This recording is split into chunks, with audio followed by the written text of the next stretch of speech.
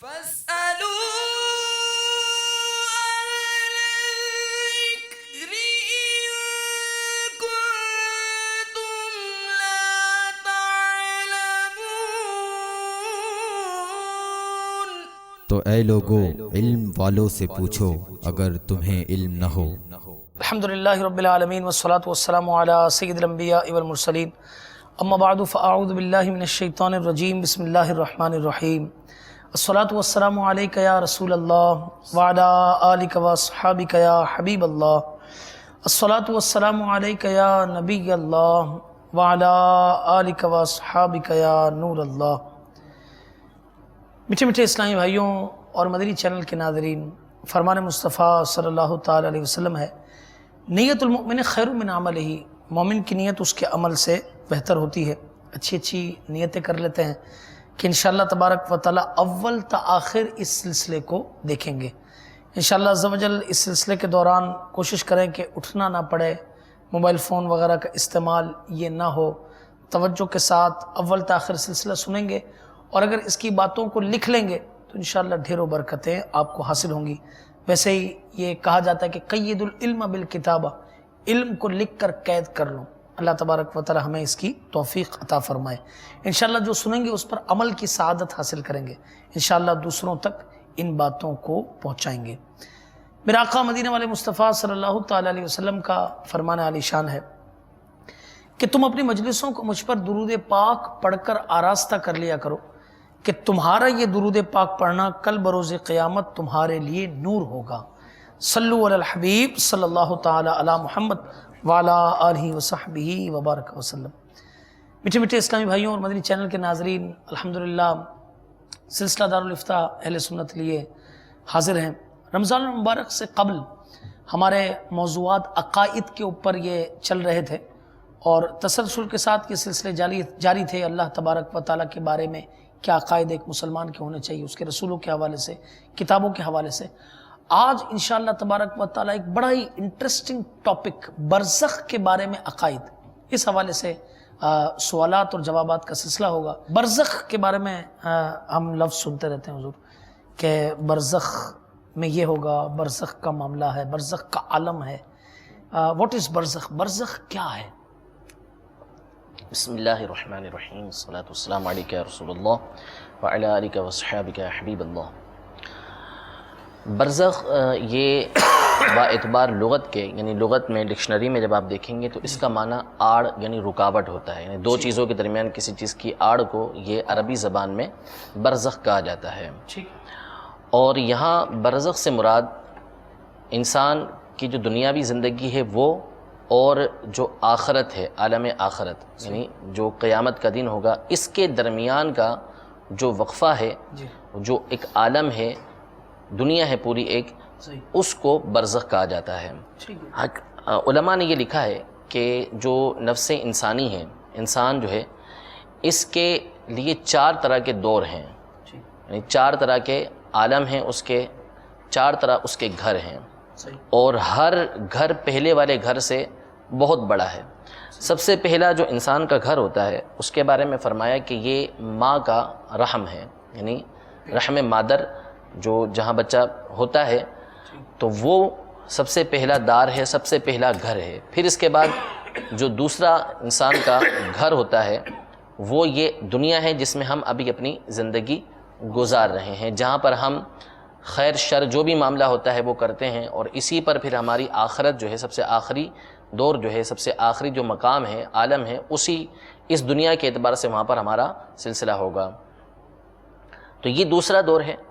اور تیسرا جو دور ہے، یعنی تیسرا جو گھر ہے، تیسرا جو عالم ہے انسان کے لیے، اس کے بارے میں علماء نے ارشاد فرمایا وہ قبر کی زندگی ہے، جس کو برزخ بھی کہا جاتا ہے۔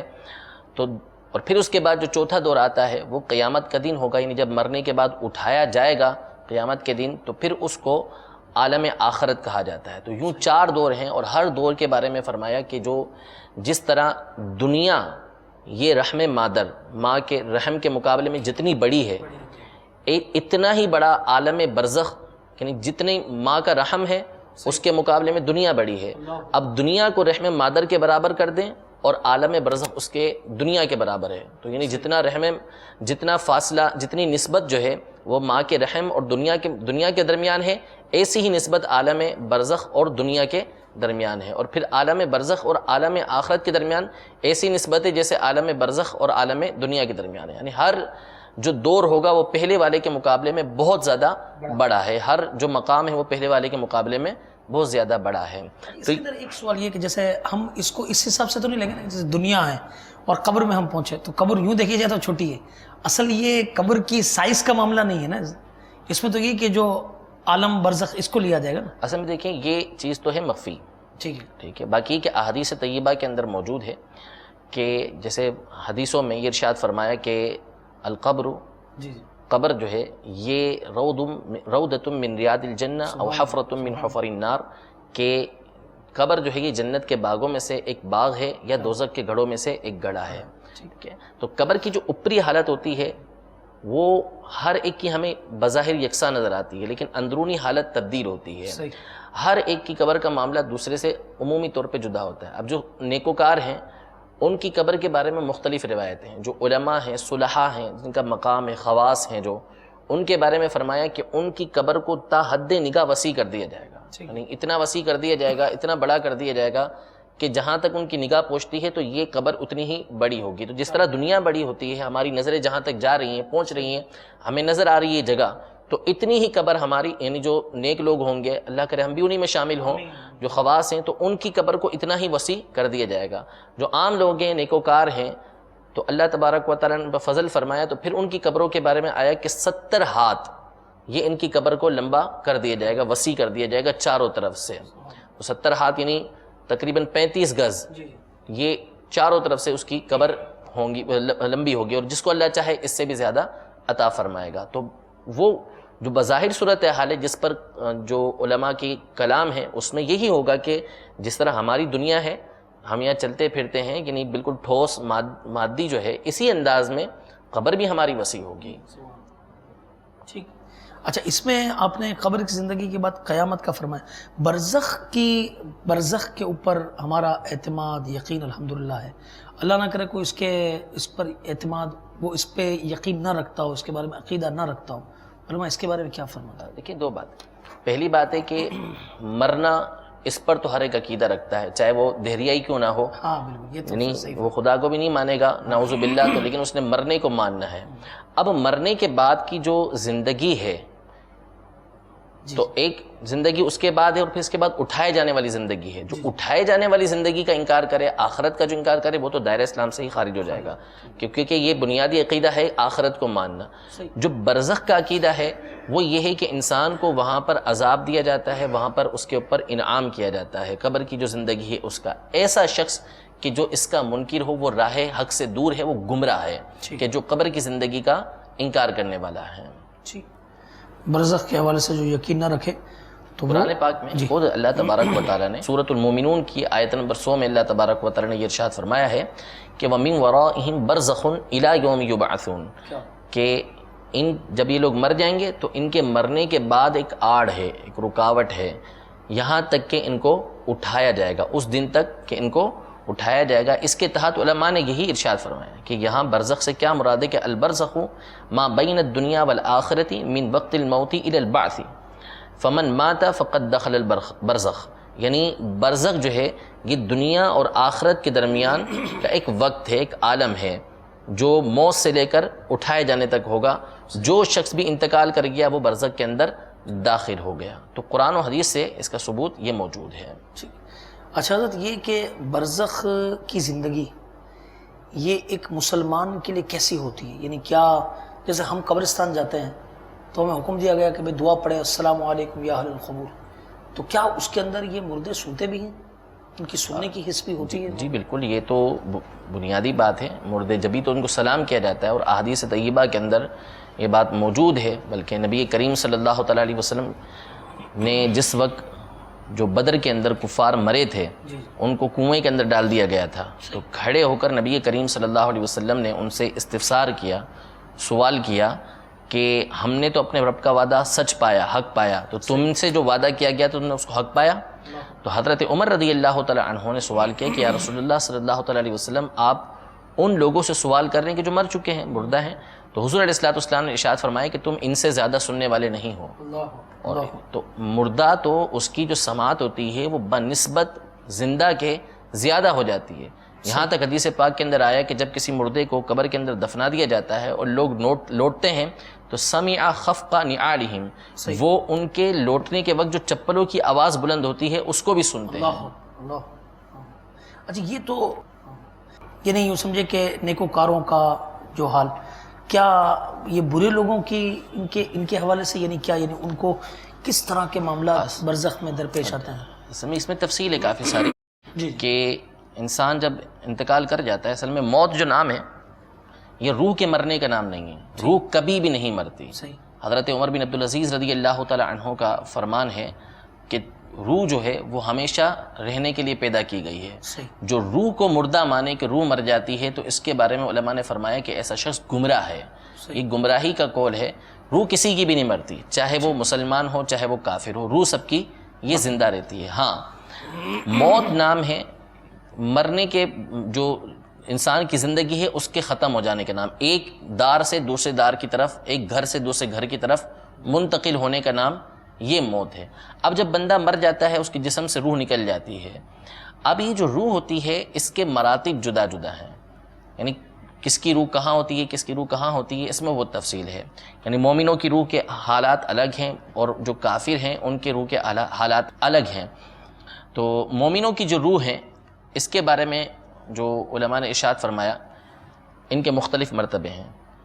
سب سے جو کم ترین مرتبہ بظاہر ہوتا ہے وہ یہ ہوتا ہے کہ بعضوں کی جو روحیں ہوتی ہیں وہ ان کی قبر پر ہی رہتی ہیں. ان کا قبر پر رہنا ہے، یعنی جہاں آنا جانا چاہیں وہ کر سکتی ہیں، محبوس نہیں ہوتی، قید نہیں ہوتی. وہ روحیں آ جا سکتی ہیں. ہاں یعنی جہاں جانا چاہیں ان کو اختیار ہوتا ہے. بعض کی جو روحیں ہوتی ہیں حضرت علی رضی اللہ تعالیٰ عنہ فرماتے ہیں کہ یہ زمزم کے کنویں پر رہتی ہیں. کیا بات. یہ کچھ اور مرتبہ ان کا بڑا ہو جاتا ہے. کچھ کو اللہ تبارک و تعالیٰ یہ سعادت دیتا ہے کہ وہ زمین و آسمان کے درمیان رہتی ہیں. یہ حضرت ابو ہریرہ رضی اللہ تعالیٰ عنہ کا فرمان ہے. اور بعض کی آسمانوں سے بھی بلند ہوتی ہیں کہ ان کو آسمانوں سے بھی بلند رکھا جاتا ہے. اور بعض کی جو عرش ہے جو سب سے اوپر ہے اس کے نیچے قندیلیں بنی ہوئی ہیں، وہ ان قندیلوں کے اندر رہتے ہیں اور جہاں جانا چاہتے ہیں تشریف لے جاتے ہیں، پھر آ کے اس کے اندر وہ دوبارہ رہتے ہیں. تو یوں یہ مسلمانوں کی قبریں، مسلمانوں کی جو روحیں ہیں وہ مختلف مقام پر رہتی ہیں، لیکن جہاں بھی رہیں ان کا تعلق اپنی قبر کے ساتھ رہتا ہے، جسم کے ساتھ رہتا ہے. جسم کے اوپر جو کچھ گزر رہا ہوتا ہے یہ روح اس کا احساس کرتی ہے، اس کو معلوم ہوتا ہے کہ کیا ہو رہا ہے. اور جو بندہ ان کو سلام کرتا ہے ان کو معلوم ہو جاتا ہے کہ فلاں نے میری قبر پر آ کے سلام کیا ہے، تو وہ اس کو وہاں پر جواب بھی عنایت کرتے ہیں. اچھا اب رہے گا کافر، کہ جو مومن نہیں ہیں کافر ہیں، تو ان کی روحوں کے حوالے سے بھی مختلف ان کے باتیں لکھی ہیں علماء نے. بحر شریعت میں بھی ہے، دیگر کتابوں کے اندر بھی ہے کہ مختلف مقام پر ان کے روحیں رہتی ہیں. جس طریقے سے یہ لوگ دفناتے ہیں یا یعنی اپنے مردے کا جو بھی معاملہ کرتے ہیں تو اسی مقام پر رہتی ہیں. بعض ان کی قبر جو ہوتی ہیں اسی کے اندر اس کو قید کر دیا جاتا ہے، کہیں آ جا نہیں سکتی. بعض کے بارے میں فرمایا کہ یمن کے اندر ایک کنواں ہے برہوت کے نام سے، وہاں پر نالا ہے، اس پر یہ کفار کی روحیں جمع ہوتی ہیں. اسی طرح بعض کے حوالے سے یہ کہا کہ ان کو زمین میں، پہلی زمین میں، دوسری میں، تیسری میں، بعض کو ساتویں زمین کے بارے میں فرمایا کہ وہاں ان کو قید کر دیا جاتا ہے. تو جس کا جیسا مقام ہوگا، جیسے اس کے اعمال ہوں گے، اس کے اعتبار سے اس کو وہاں پر سزا حاصل مل رہی ہوگی. اچھا ایک حضرت سوال یہاں پر یہ ہے کہ یہ تو عام لوگوں کا ذکر تھا، کچھ انبیاء کرام علیہ الصلوۃ والسلام کی اس حوالے سے ان کا کیا معاملہ ہوتا ہے اس دنیا سے جانے کے بعد، پھر یہ برزخ کا ان کا کیا معاملہ ہوتا ہے، اور اس حوالے سے کچھ فرمائیں. انبیاء کرام جو شہداء ہیں، جی شہداء کے حوالے سے یہ فرمایا قرآن پاک کے اندر کہ وہ زندہ ہیں، ان کو ان کے رب کی طرف سے رزق دیا جاتا ہے. ٹھیک ہے، تو انبیاء کرام علیہ السلام کے بارے میں بھی احادیث طیبہ کے اندر موجود ہے کہ الانبیاء احیاء یصلون فی قبورہم، کہ انبیاء جو ہے وہ اپنی قبروں کے اندر زندہ ہیں اور اپنی قبروں کے اندر نماز بھی پڑھتے ہیں. تو انبیاء کی جو زندگی ہے وہ شہداء کے مقابلے میں بہت اعلیٰ اور ارفع ہے. یعنی ان کی زندگی تو ایسی ہے کہ ایک شہید مر گیا، شہید کے مرنے کے بعد جو اس کی اہلیہ ہوتی ہے، اس کی عدت گزری، عدت گزرنے کے بعد اس کو اختیار ہوتا ہے کہ وہ دوسری جگہ نکاح کر سکتی ہے، ٹھیک ہے، اس پر جو دنیاوی احکام ہیں وہ جاری ہوتے رہتے ہیں، پابندیاں اس پر جو عدت کی تھی وہ ختم ہوئی تو اس کے بعد اس کو دوسری جگہ نکاح کرنے کی اجازت ہوتی ہے۔ لیکن انبیاء کرام علیہم السلام کی زندگی اتنی اعلیٰ و عرفہ ہے کہ ان کی جو ازواج ہوتی ہیں ان کو ان کے انبیاء کے اس دنیا سے پردہ فرمانے کے بعد اس بات کی اجازت نہیں ہوتی کہ وہ دوسری جگہ نکاح کر سکیں، یعنی ان کی زندگی بنسبت شہداء کے بہت ہی اعلیٰ اور عرفہ ہوا کرتی ہے۔ تو وہ تو جو چاہیں کریں، اللہ تبارک و تعالیٰ تو دنیا میں ان کو اختیارات عطا فرماتا ہے، اور جب دنیا سے وصال فرماتے ہیں، پردہ فرماتے ہیں، تو ان کے اختیارات کے اندر اضافہ ہوتا چلا جاتا ہے۔ اچھا حضرت، یہ 2-3 اور سوالات بھی ہیں، اس سے قبل میں ایک سوال یہ آپ سے عرض کروں گا کہ قبر میں کسی کو دفن کیا تو لوگوں نے کہا کہ بھائی اس کا برزخ کا معاملہ ہے، اللہ نہ کرے آج کل جدید دور ہے، کوئی جہاز جو ہے نا وہ ڈیمیج ہو گیا، وہ فضا میں پھٹ گیا، جی، سب کے سب وہیں ختم ہو گئے، ٹھیک ہے، اچھا اس طریقے سے کوئی شپ جا رہی ہے وہ ٹوٹ گئی، یہ سب کے سب ڈوب گئے اور مچھلیوں کے پیٹ میں چلے گئے، یہ سارے معاملات ہو، تو کیا برزخ کا معاملہ ان پہ بھی بہت تفصیل ہے اس میں، بہت ساری صورتیں علماء نے پہلے بھی، شیر کھا گیا کسی کو، شیر کھا گیا کسی کو، یا کسی کو جو ہے وہ کسی شہر کے اندر اس کا انتقال ہوا، وہ ابھی تابوت میں ہے، صحیح، 1 ہفتے کے بعد آتا ہے، جیسے ہمارے یہاں پہ سرد خانے میں رکھا ہوا ہے، تو یہ کیا ہے؟ تو اس میں دیکھیں جس کی یہ ارشاد فرمایا امام قرطبی کا جو لفظ تھے وہ یہ تھے کہ مم ماتا فقط دخل البرزخ، جو انتقال کر گیا وہ برزخ کے اندر داخل ہو گیا۔ ہاں، اس میں علماء کا کچھ اختلاف ہے اس حوالے سے، برزخ تو ہے، یعنی اس سے سوال جواب اور جو معاملات ہونا ہے وہ تو ہونا ہی ہے، لیکن یہ سلسلہ کب شروع ہوگا؟ اب جس کو شیر کھا گیا یا جس کو مچھلیاں کھا گئیں، یا جیسے یہ جہاز کا جو ہے وہ کریش ہو گیا، یا شپ میں اس کے ساتھ کوئی معاملہ ہو گیا، کوئی اور معاملہ ہو گیا، تو اس میں بعض علماء کا قول ہے کہ وہ فوری اسی وقت اس کا سلسلہ شروع ہو جاتا ہے، یہ جیسے جو تابوت کے اندر ہے اس کا سلسلہ شروع ہو گیا، تابوت میں بھی نہیں ہے، گھر میں رکھا ہوا ہے لیکن دیر ہو رہی ہے، تو یہاں پر بھی بعض علماء کا قول یہ ہے کہ جو قبر کا سلسلہ ہے وہ اس میں شروع ہو جاتا ہے، اور باقاعدہ اس کی دیواریں کھڑی ہو جاتی ہیں جو ہمیں نظر نہیں آتی، کیونکہ اب معاملہ ہمارے نظروں سے اوجھل ہو گیا، ختم ہو گیا معاملہ ہمارے، تو کہا کہ اسی وقت اس کے سوال جواب اور سارے سلسلے یہ شروع ہو چکے ہوتے ہیں، جبکہ اس کو تاخیر اس کے اندر کی گئی ہو، کسی اور مقام پر وہ ہے تو اس کے لیے تاخیر کی جا رہی ہے۔ تو برزخ نام ہے عالم کا، چونکہ عام طور پہ قبروں میں دفنایا جاتا ہے، اس لیے ہم اس کو کہتے ہیں کہ عذاب قبر یا ثواب قبر، قبر کا عذاب یا قبر کے اندر نعمتیں ثواب مل رہا ہے، ورنہ حقیقتاً برزخ جس چیز کو کہتے ہیں وہ یہ ہے کہ بندہ مرا اور مرنے سے لے کر آخرت کا جو دن ہے، قیامت کا جو دن ہے، اس کے درمیان کا جو وقفہ ہے اس کو برزخ کہا جاتا ہے۔ اب بندہ چاہے شیر کے پیٹ میں چلا گیا، چاہے جل کے اس کا راکھ ہو گیا وہ، یا چاہے وہ دریا کے اندر ڈوب گیا، مچھلیاں اس کو کھا گئیں، کسی بھی طریقے سے ہو تو اس کا حساب و کتاب یہ شروع ہو جاتا ہے۔ اچھا ایک کال ہمیں ریسیو ہوئی، جی کال سنیں۔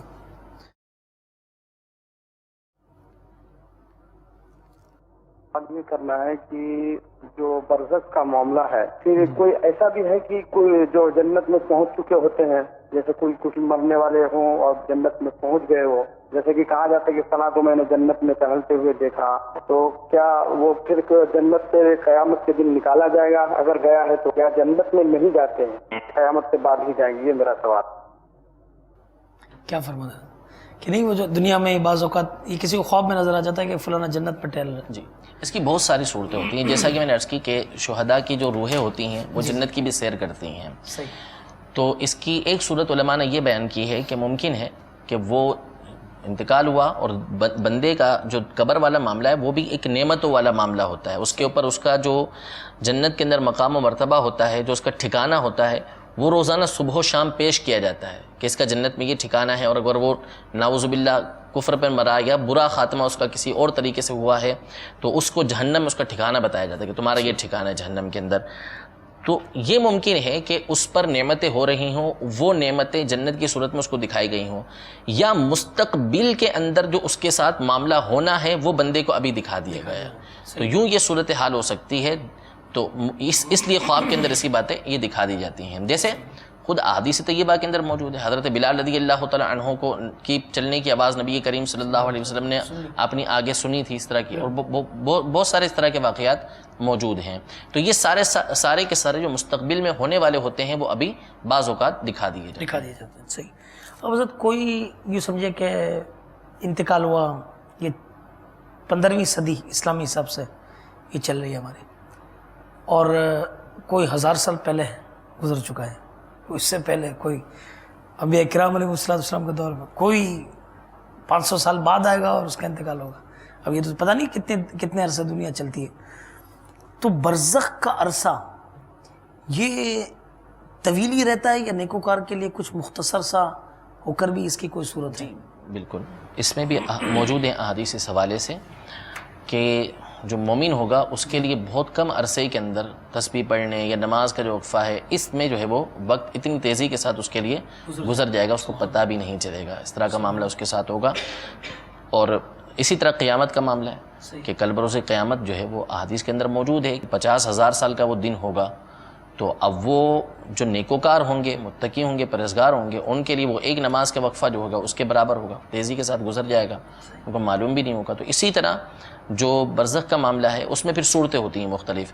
اب جیسے بعض عصات ہیں یعنی گناہ گار ہیں، جب وہ قبروں میں جائیں گے تو اللہ تبارک و تعالیٰ نے عدل فرمایا اور ان کا حساب سختی کے ساتھ ہوا اور ان کو عذاب دیا گیا، اللہ محفوظ رکھے اس سے. تو اس کے بارے میں بھی علماء نے لکھا کہ اس میں پھر صورتیں ہیں. بعض ہوں گے کہ ان کو فقط جمعے کی دن تک عذاب دیا جائے گا، یعنی بعض روایتوں میں کہ مومن کو صرف جمعے کا دن آنے تک ہی عذاب ملتا ہے، اس کے بعد اس سے عذاب کو اٹھا لیا جاتا ہے. اور بعض کے حوالے سے یہ لکھا کہ پھر ان کے جو عزیز و اقربا ہوتے ہیں، جو پیر و مرشد ہوتے ہیں، نیک لوگ ہوتے ہیں جو ان کے لیے دعائیں کرتے رہتے ہیں، تو ان دعاؤں کی وجہ سے اللہ تبارک و تعالیٰ ان سے عذاب کو اٹھا لیتا ہے. تو جیسے ہی عذاب اٹھے گا، نعمتوں کے اندر آ گیا، تو پھر اس کا وقت تیزی کے ساتھ گزر جائے گا. اچھا ہمارے پاس 2 کالز آئی ہوئی ہیں، ان کو سن لیتے ہیں، پھر انشاءاللہ تعالیٰ ایک اور سوال. جی صلو علی الحبیب صلی اللہ تعالیٰ. سوال پوچھا تھا کہ مردے کی جو سننے کی سماعت ہوتی ہے وہ مرنے کے بعد کب تک رہتی ہے، کتنے عرصے تک رہتی ہے؟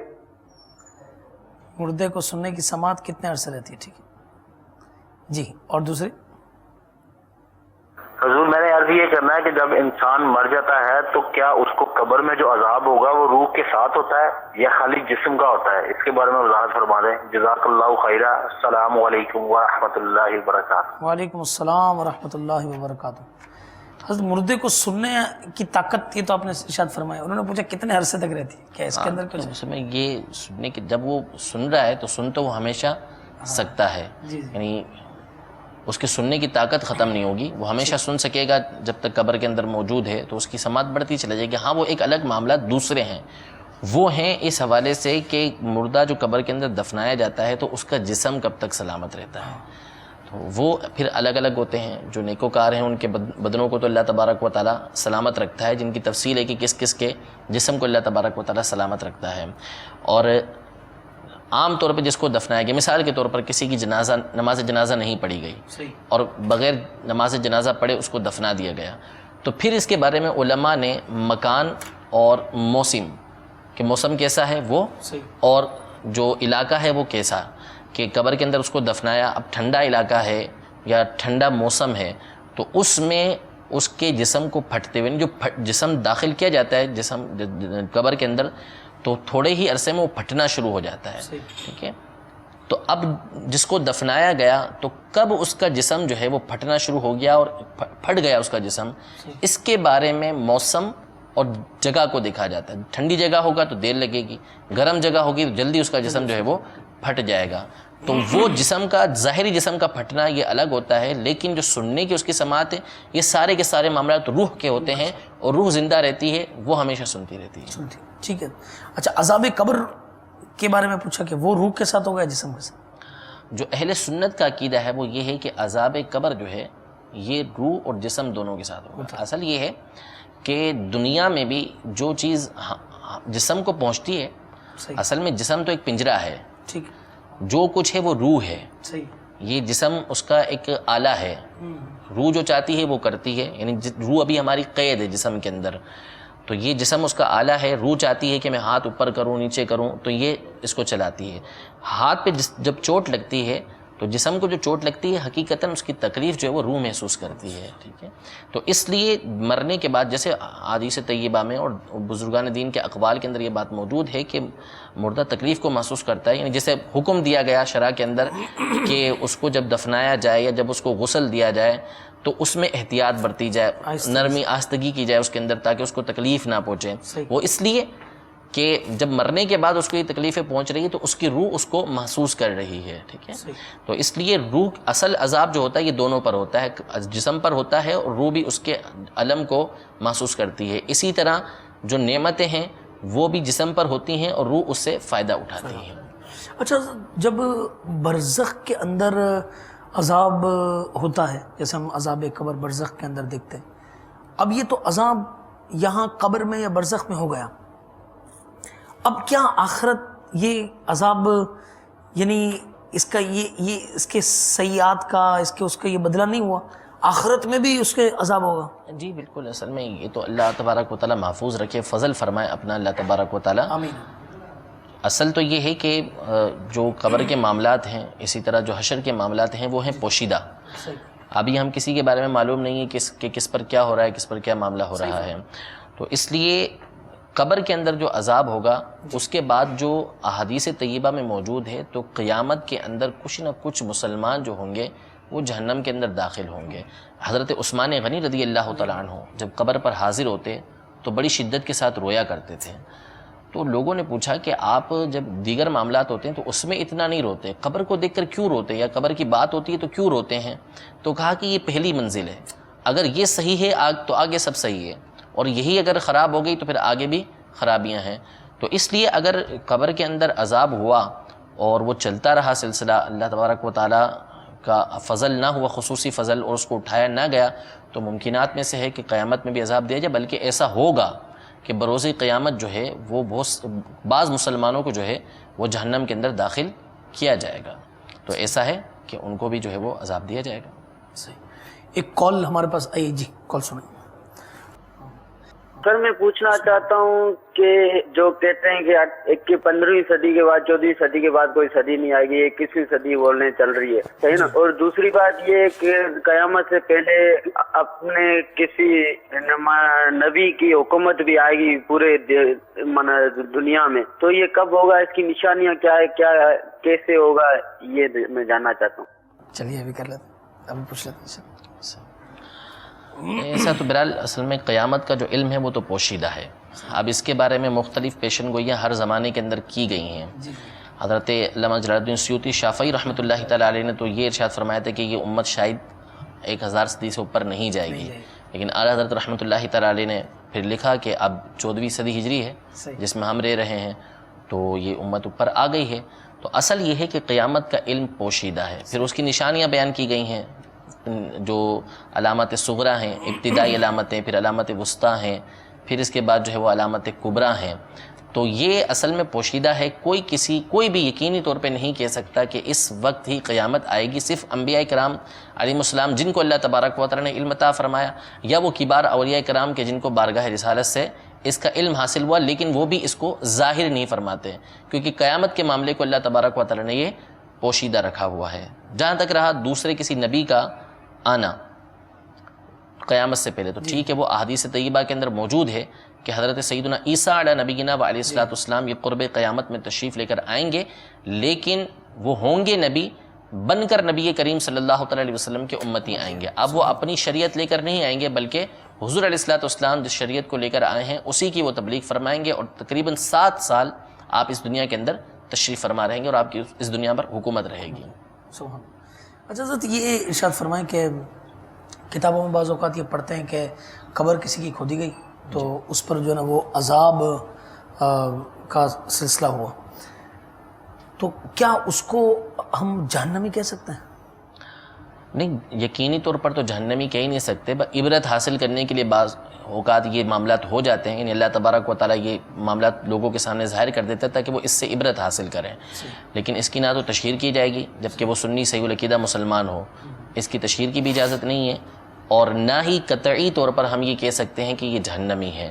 بس جو ہمیں دکھایا گیا، اور بالفرض اگر اس کے برے معاملات ہمارے پر ظاہر ہو جاتے ہیں کہ وہ اس گناہ میں مبتلا تھا، اس وجہ سے اس کے ساتھ یہ معاملہ ہوا، تو یہ ہمارے لیے عبرت ہے کہ ہم اس سے عبرت حاصل کرتے ہوئے ان گناہوں سے اپنے آپ کو محفوظ رکھیں، تاکہ ایسا نہ ہو کہ کہیں یہ معاملہ ہمارے ساتھ ہو جائے. ٹھیک ہے. اچھا ایک یہ بھی سوال ہے کہ جب قبر کے اندر جاتے ہیں تو سب سے پہلا ہم یہ معاملہ ہے کہ بس سوالات قبر ہوں گے، تلقین بھی کی جاتی ہے، دیگر معاملات کیے جاتے ہیں.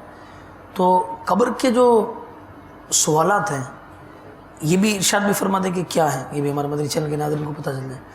और ये तो हमारी उम्मत से है सवालात, यानी जो बड़े मशहूर हैं जो आप फरमाएंगे, क्या ये पिछली उम्मतों से भी सवालात होते थे आलम बरज़ख में? कब्र के सवालात मशहूर हैं, सुनन नबी दाऊद के अंदर और दीगर किताबों के अंदर मौजूद हैं कि जब बंदा कब्र में रखा जाता है तो उससे फिर पहले सबसे पहला जो सवाल होता है वो होता है मर रब्बू का, कि तेरा रब कौन है।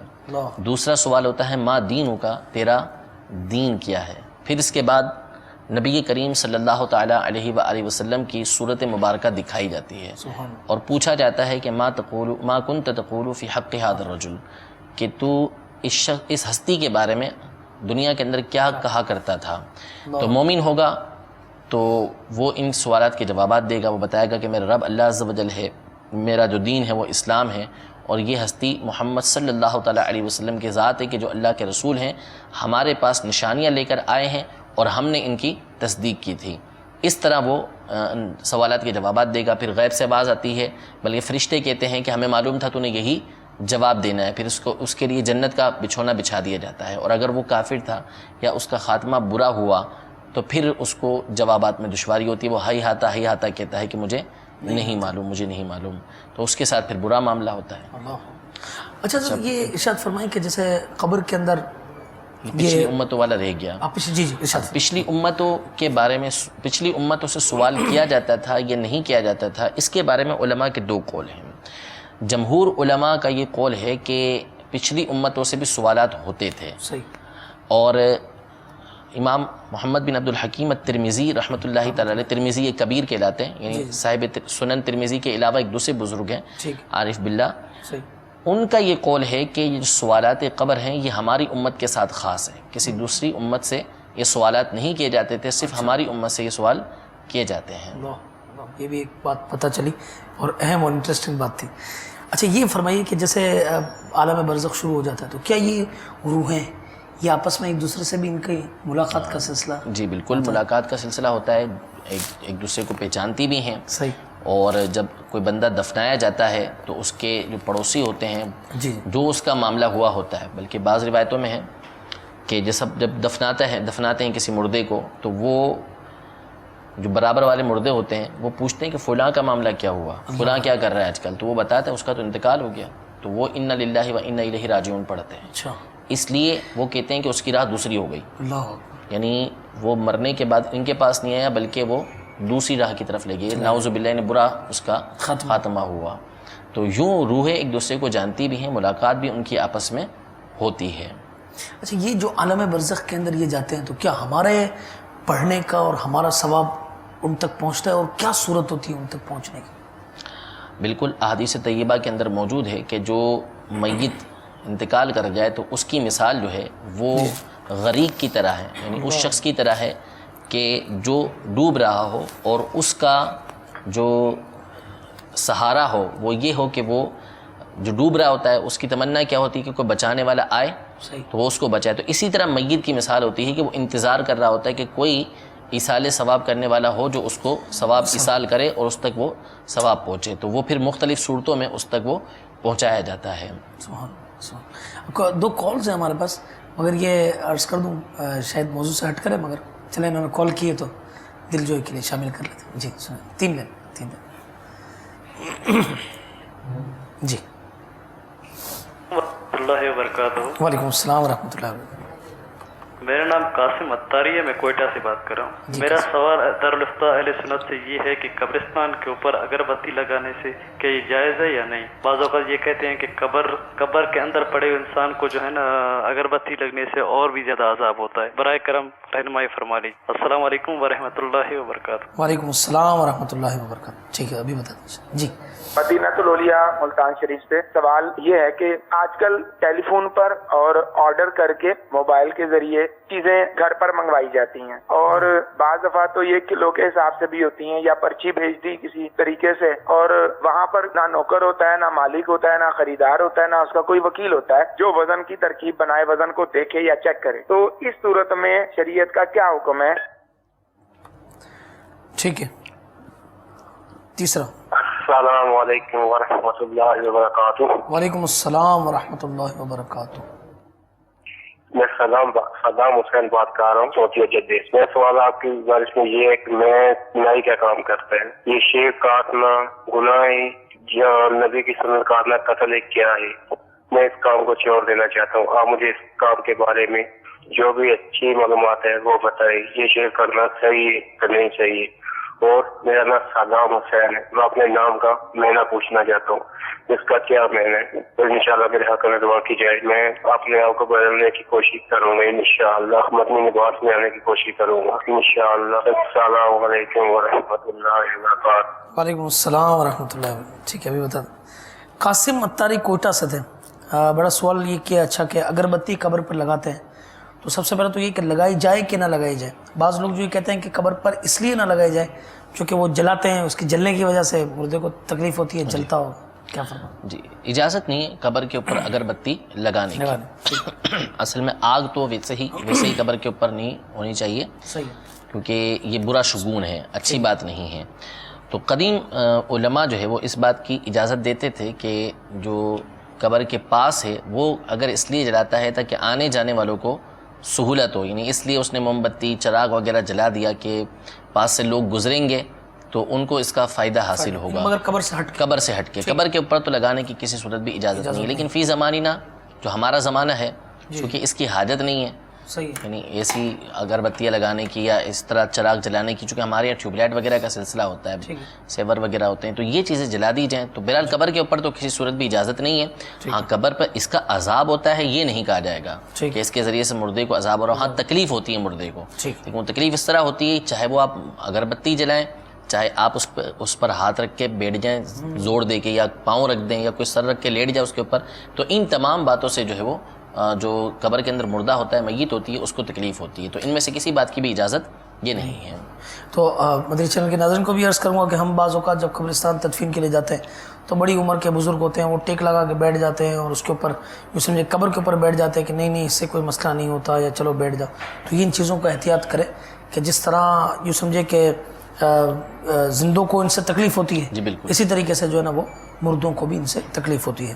مدینہ علیہ ملتان شریف سے سوال تھا کہ آرڈر دے کر گھر پر ہوم ڈیلیوری چیزوں کی کروائی جاتی ہے. اب اس کا وزن بازوں کا چیک کرنے والا کوئی نہیں ہوتا, کوئی معاملہ نہیں ہوتا, بس وہ پرچی آئی اس کی پیمنٹ کر دی گئی. تو ظاہر ہے کہ جو چیزیں تول کے اس طرح ہوں گی اور اسی طرح تول کے لی گئی ہیں, تو یہ تو چاہے وہ فون کے ذریعے ہو یا چاہے خود جا کر ہو, دونوں صورتوں میں اس کے اندر تو احتیاط لازم ہے کہ وہ چیز جو ہے وہ قیمتاً خریدی جائے.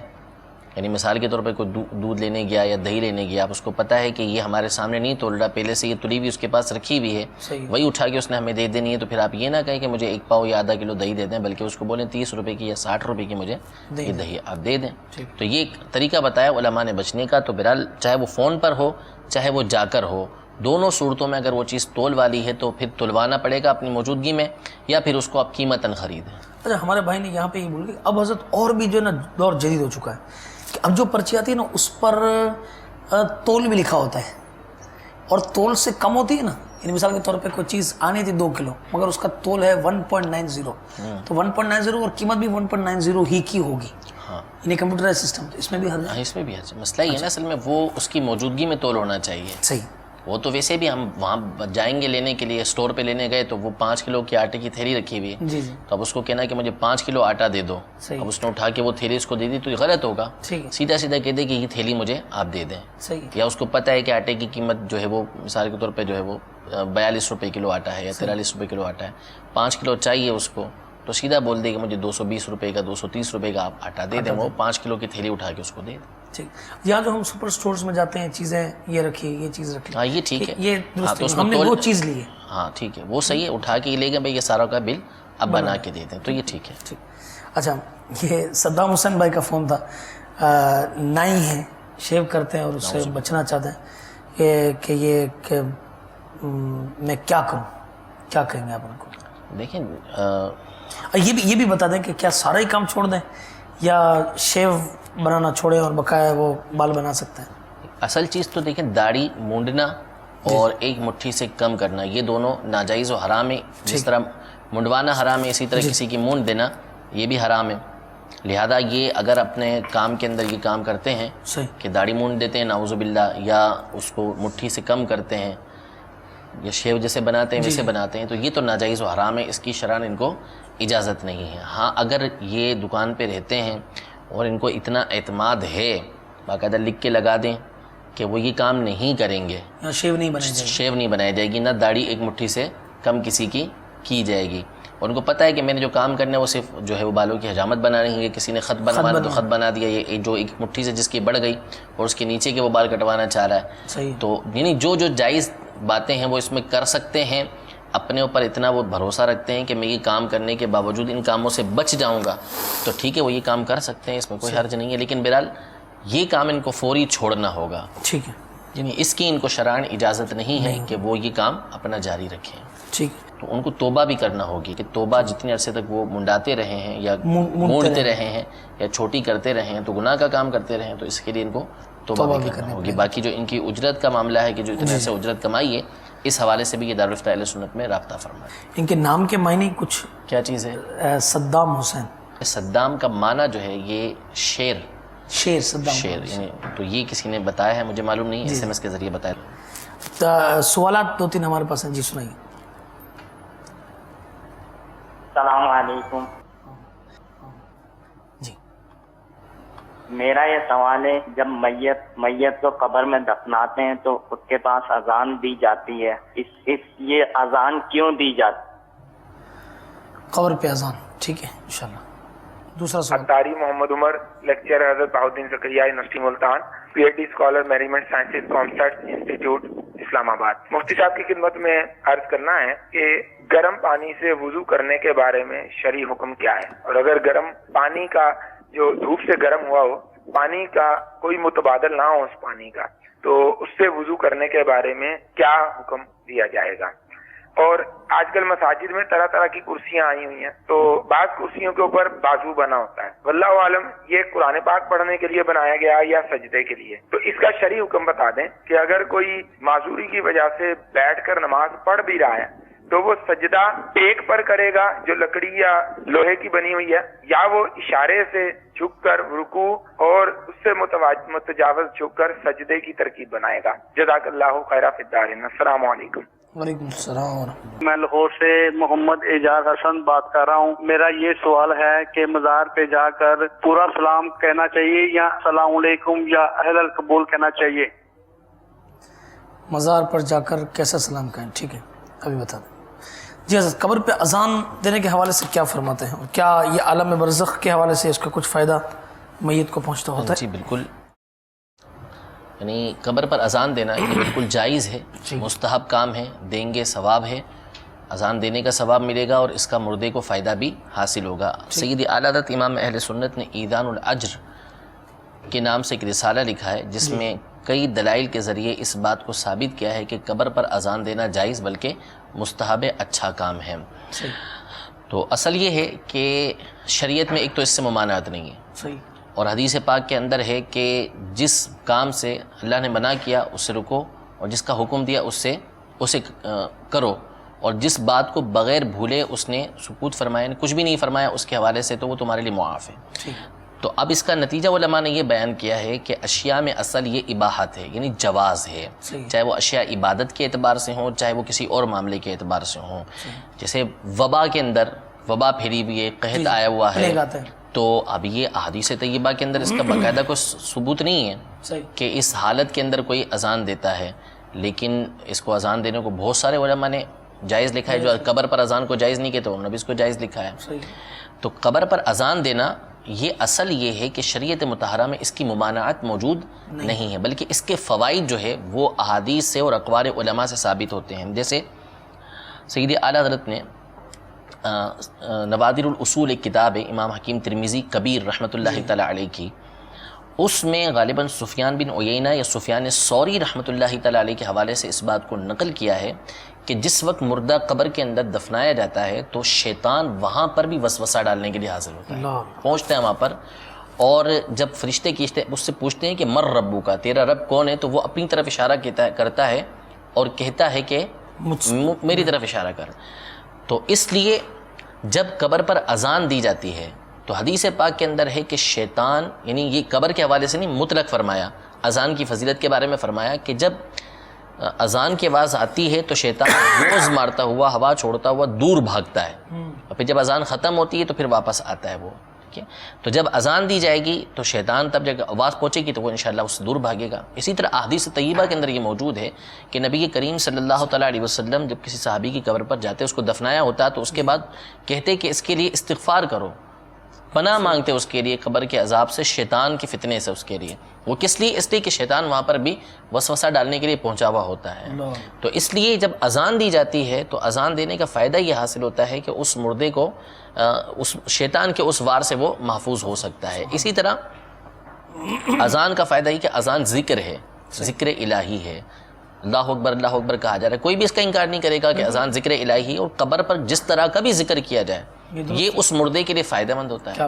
تو جب اذان کی صورت میں یہ بات کہی جائے گی تو انشاءاللہ اس کا فائدہ بھی مردے کو حاصل ہوگا. باقی مزید تفصیل سیدی اعلیٰ حضرت امام اہل سنت رضی اللہ تعالیٰ کا جو رسالہ ہے ایذان الاجر کے نام سے فتاوی رضویہ کی 5ویں جلد میں بھی موجود ہے، الگ سے بھی چھپا ہوا ہے، اس کا مطالعہ کر سکتے ہیں. ٹھیک ہے.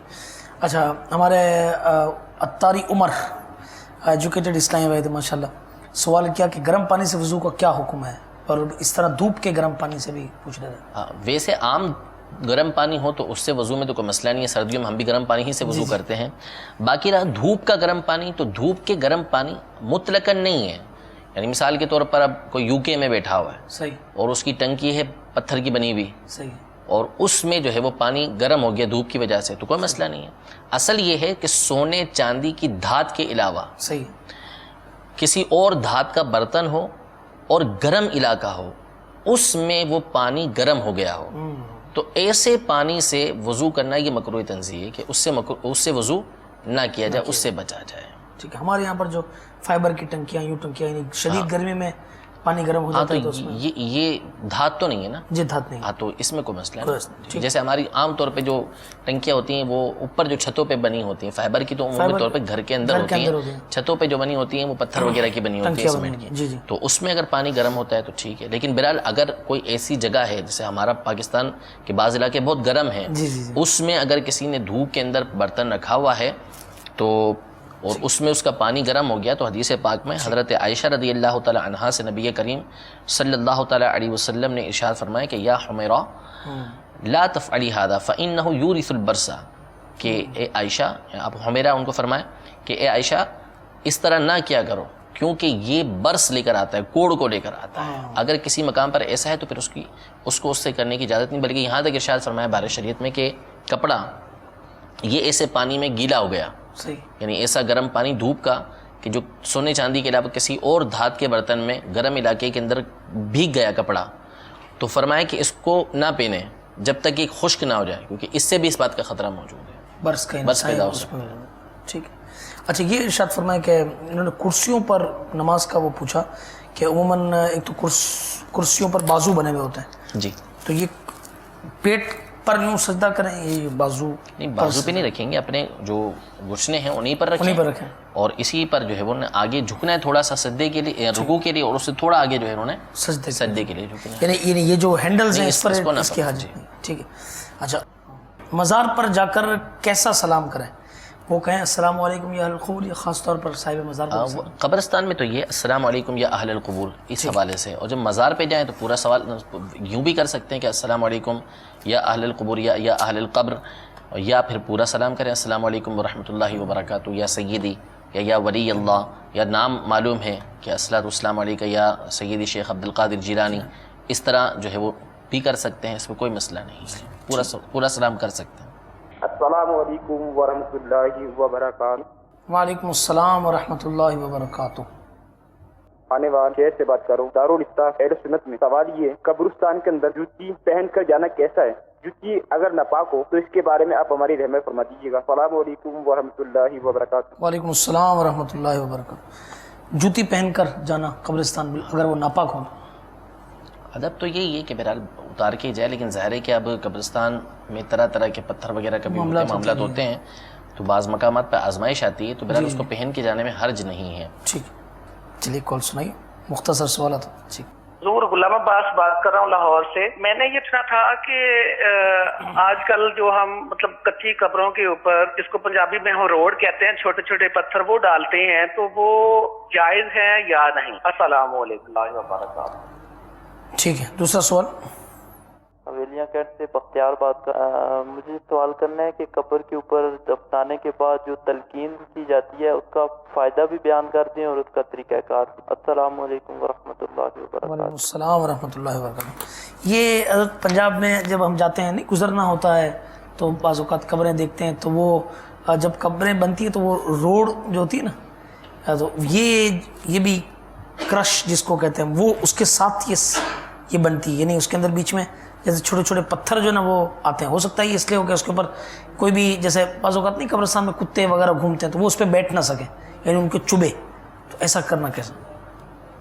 قبر بننے کے بعد اس کے اوپر پتھر لگاتے ہیں, یعنی یا قبر ہی جیسے مٹی کی ہماری بنتی ہے جی تو یہ پتھر کی بناتے ہیں. ہاں, یعنی قبر جیسے بن گئی, اب وہ اوپر کے جو اس کا جو کچی قبر بنی ہے یہی کوہن نما ہے, مگر اس کے اندر جو ہے نا یہ کرش یعنی نوکیلے پتھر روڑی کہلاتی ہے. قبر بن جاتی ہے, پختہ قبر بنا پختہ قبر جی, لیکن جو پختہ قبر ہے وہ اندر سے بنانا منع ہے. ٹھیک ہے, خاص طور یعنی وہ جگہ کہ جو میت سے متصل ملی ہوئی ہے, ٹھیک ہے, تو اس جگہ کو پختہ کرنا یہ منع ہے. اگر وہ پکی ہو تو اس میں بھی مٹی لگائے. اوپر سے قبر کو پختہ کرنے میں کوئی حرج نہیں, وہ کسی بھی طریقے سے پختہ کی جا سکتی ہے, بس یہ ہے کہ وہ کوہان نما ہو, یہ سنت مبارکہ ہے. اس طرح یہ کوہن نما ہوتی ہیں اور اس کے اندر روڈ ملا دی جاتی ہے تاکہ وہ کوئی حرج سمجھ نہیں آتا اس کے. ٹھیک. اچھا, دوسرا جو ہے نا وہ یہ سوال ہے حویلیاں سے بختیار بھائی کا کہ تلقین کا فائدہ اور تلقین کا طریقہ. تلقین کا طریقہ تو یہی ہوتا ہے کہ 3 دفعہ اس کو پکارا جائے, صحیح, کہ یا اور اس کے ماں کی طرف اس کی نسبت کی جائے, جو بھی اس کا نام ہے وہ نام لیں اور اس کی والدہ کا نام لیں, اور اگر اس کی والدہ کا نام نہیں آتا تو حدیث پاک میں فرمایا کہ بی بی حوا رضی اللہ تعالیٰ عنہ کا نام لے لے. تو جب پہلی دفعہ وہ کہے گا یا فلاں ابنی فلانا, یعنی اس کی ماں اس کا نام اور فلاں کا نام لے گا تو وہ مردہ اٹھ کے بیٹھ جاتا ہے اور پوچھتا ہے. پھر دوبارہ سوال وہ پکارتا ہے تو پھر وہ کہتا ہے کہ مجھے بتاؤ کیا کرنا ہے. پھر اس کے بعد تیسری دفعہ جب کہا جاتا ہے تو پھر اس کے بعد وہ تلقین شروع کرتے ہیں کہ اذکر, کہ یاد کر اس بات کو, ما خرجا, جس بات پر دنیا سے نکلا, شہادت اللہ الہ الا اللہ, کہ اللہ کی اس بات کی گواہی دینا کہ اللہ کے سوا کوئی معبود نہیں اور محمد صلی اللہ علیہ وسلم اللہ کے رسول نے. پوری جو تلقین کا الفاظ ہیں کہ رضیت باللہ ربا وبالاسلام دینا وبمحمد نبیا وبالقرآن, جو ہے وہ اس طرح کے جو الفاظ ہیں وہ پورے کے پورے ذکر کیے جاتے ہیں. تو اس کا فائدہ یہ ہوتا ہے کہ جو منکر نکیر قبر کے اندر آئے ہوئے ہوتے ہیں تو وہ ایک دوسرے کا ہاتھ پکڑ کر کہتے ہیں کہ چلو اس کو تو اس کی حجت سکھا دی گئی ہے, اس کے سوالات کے جوابات جو ہیں وہ اس کو بتا دیے گئے ہیں. تو اس کا یہ فائدہ حاصل ہوتا ہے. کرنی چاہیے تلقین, بالکل حدیث پاک طبرانی شریف کی ہے, اس میں خاص طور پر اس کی تاکید کی گئی ہے. جب بعض اوقات یہ بھی دیکھا, یعنی ہمارے ماحول میں بھی ہے کہ وہ یہ نام لے کر وہ بعض جگہ پر یہ ہوا کہ ربی اللہ دینی الاسلام ھذا محمد رسول اللہ, جوابات یہ جو آپ نے الفاظ فرمائے وہ نہیں کہتے. نہیں, جو مجھے جو یاد ہیں وہ میں نے پڑھ کے سنائے تھے. یہ ہے تو یہی, ہاں, بارِ شریعت میں بھی یہ ہیں, اور امیر اہل سنت کا جو رسالہ ہے مدنی وصیت نامہ اس میں بھی یہی الفاظ ہیں کہ یہ الفاظ میت کو بولے جائیں. باقی یہ تو کہیں پڑھا نہیں ہے کہ باقاعدہ یوں کہا جائے کہ ربی اللہ, ہاں, تو دینی محمد, اس طرح کے الفاظ میں نے کہیں پر نہیں پڑھے. ٹھیک ٹھیک. تو میٹھے میٹھے اسلامی بھائیوں اور مدنی چینل کے ناظرین, انشاءاللہ تبارک و تعالیٰ آئندہ سلسلہ لے کر حاضر ہوں گے. آپ بھی چاہتے ہیں کہ اگر علم دین سے آپ مستفیض ہو جائیں, ہمت کیجئے, درس نظامی عالم کورس یہ جامعۃ المدینہ کے تحت کیجئے. الحمدللہ 26 شوال مکرم تک پاکستان بھر کے جامعات میں اور اس طرح دنیا بھر کے جامعات میں, کینیا, UK, بنگلہ دیش, ہند, سری لنکا اور جہاں جہاں پر ہمارے جامعات کا سلسلہ ہے وہاں پر داخلے جاری ہیں. جامعات میں داخلہ لیجئے, علم دین حاصل کیجئے اور معاشرے کے ایک اچھے فرد بنیے اور اس کی برکتوں کو پائیے. اللہ تبارک و تعالیٰ ہم سب کو عمل کی توفیق عطا فرمائے. 14 اگست ہمارے یوم آزادی قریب ہے. آئیے اس ہمارے سلسلے کا اختتام اس نعرے پر کرتے ہیں کہ پاکستان کا مطلب کیا, لا الہ الا اللہ, اور کون ہمارے رہنما, محمد رسول اللہ. اللہ تبارک و تعالیٰ اس دن کی حقیقی خوشی اور ہمیں اس دن خوب عبادت میں اور خوب ریاضت میں گزارنے کی توفیق عطا فرمائے. آمین بجاہ النبی الامین صلی اللہ تعالی علیہ وسلم. صلو علی الحبیب صلی اللہ تعالی علی محمد صلی اللہ علیہ وسلم.